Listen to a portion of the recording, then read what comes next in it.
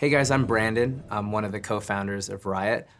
And today I'm gonna talk a little bit about world building. Some of you guys have had some questions about kind of how we think about our world building at Riot. And I just wanna walk you through that process and also how world building has evolved over the years. So League was always the priority in the early days, like the game itself, the moment-to-moment gameplay loop, the characters, what they felt like in the context of the game. And the game was going to be multiplayer only. So we wanted to make sure that the champion pool and the IP could facilitate as diverse a cast of characters as possible that could all bring unique fantasies to the experience. The challenge with having such a diverse cast of characters is that ultimately, to imagine them in the same world, it becomes hard. And we made the very conscious decision that we'd rather have a world that can accommodate unique and diverse and offbeat characters than have a world that was like super consistent and thematically constrained, which would have been easier for storytelling, but I think would have hurt the game. I mean, I think there was a moment where we started to just not be in love with our own storytelling. Early on, we kind of felt like we needed a premise for the world that explained who the characters were and why they were there. And I think in retrospect, like that was constraining and it was kind of a mistake. And the problem was like we were trying to sort of wrap up all of these disparate game mechanics that were part of a bunch of systems that made a game fun with a story veneer. And it's sort of over-explaining, like we often compare that to like midichlorians in Star Wars, where it's like we don't necessarily ever need to know like how the Force works scientifically, biologically, et cetera. Like it's okay that it's like magic in space, like that's awesome.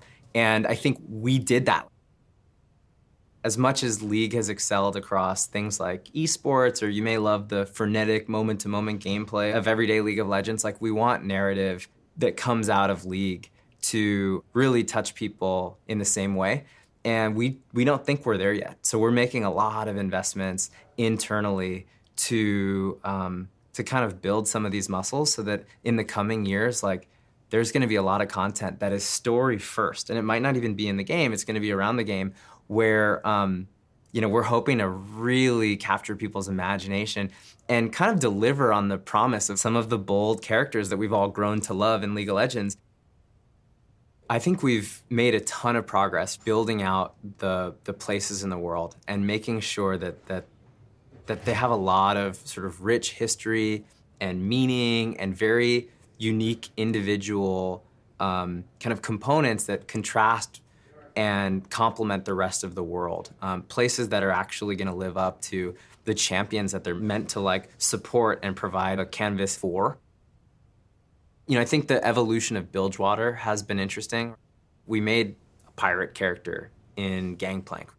We wanted an ADC that, was really emphasizing gunplay, and, we dropped Miss Fortune into the game, and we were really attached we loved the name Miss Fortune. But they were sort of like two, to be honest, like tropey pirate characters. And over time, we really wanted to understand this Bilgewater place. Like, what was it gonna be? We wanted something different and something evolved. And so we spent a lot of time building up this place that was gonna be this laissez-faire, black market kind of trade hub with, this mix of like transient inhabitants from all over the world and locals with some really interesting sort of backgrounds and stories.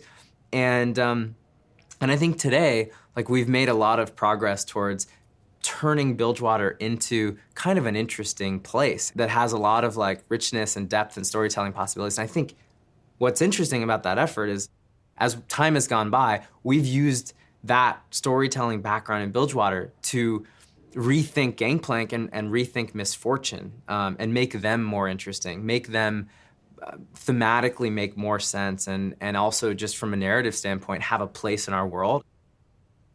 I think we need to now start to surface a lot of the work that's been done, to define the various places in the world and to really build out our characters. And so, we need to be developing kind of story-first pieces, comic books, some sort of short cinematic narrative-oriented pieces, some novellas, maybe even some full-length novels that can now share the world with all of you guys, and where you guys can kind of weigh in on like what's resonating and what do you love and what do you want next. And some of you guys like will occasionally react to like a CG trailer that we do and be like, okay, Riot, like, well, this is cool. Where's the movie, right?